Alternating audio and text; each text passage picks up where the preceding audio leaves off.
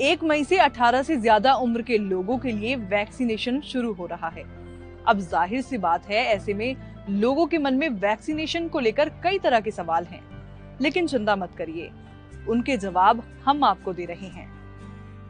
Vaccine के लिए registration कैसे करें?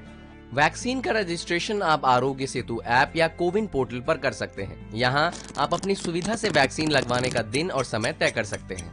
रजिस्ट्रेशन के लिए किन किन डॉक्यूमेंट्स की जरूरत होगी? रजिस्ट्रेशन के लिए एक पासपोर्ट साइज फोटो के साथ कोई भी एक सर्टिफाइड फोटो आईडी प्रूफ जैसे Aadhaar, driving licence, PAN card, voter ID वगैरह की जरूरत होगी। क्या वैक्सीन लगवाने के समय भी फोटो आईडी ले जानी होगी? हाँ, जो आईडी आपने रजिस्ट्रेशन के समय दी थी उसी को साथ ले जाना होगा। वैक्सीन के कितने डोज होंगे और कितने दिनों के अंतर पर इन्हें लेना होगा? दोनों वैक्सीन के 2-2 डोजेस दिए जाएंगे।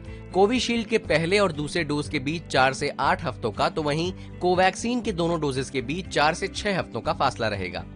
क्या दोनों डोजेस के लिए अलग अलग रजिस्ट्रेशन कराना पड़ेगा? नहीं, दोनों डोजेस के लिए एक बार ही रजिस्ट्रेशन कराना होगा। कोवैक्सीन और कोविशील्ड में बेहतर वैक्सीन कौन सी है? क्लिनिकल ट्रायल्स में दोनों ही वैक्सीन वायरस को रोकने में कारगर पाई गई हैं, इसीलिए दोनों ही वैक्सीन बेहतर हैं। क्या मैं दोनों वैक्सीन में से कोई भी वैक्सीन कभी भी लगवा सकता हूं अपने मन से?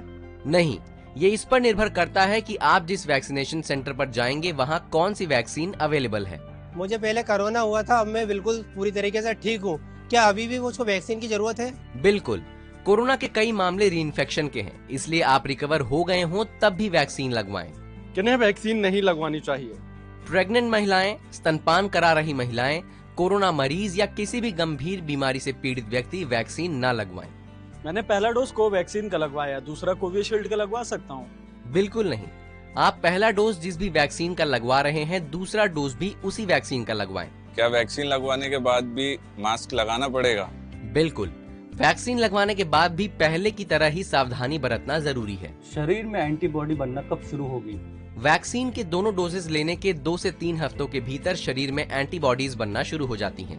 वैक्सीन लगने के बाद किस तरीके के लक्षण दिख सकते हैं? जिस जगह वैक्सीन लगाई गई वहां हल्का दर्द, सिर दर्द, बुखार, चिड़चिड़ापन, चक्कर आना जैसे लक्षण दिख सकते हैं। ऐसा होने पर डॉक्टर की सलाह से दवा ले सकते हैं। क्या वैक्सीन लगाने के बाद भी कोरोना हो सकता है? वैक्सीन कोरोना से बचाव की 100% गारंटी नहीं देती है, लेकिन कोरोना से लड़ने में आपकी शक्ति जरूर बढ़ा देती है। वैक्सीन से पीरियड्स पर कोई असर तो नहीं पड़ेगा? नहीं, पीरियड्स एक पूरी तरह से नेचुरल प्रक्रिया है। वैक्सीन का इससे कोई लेना देना नहीं है।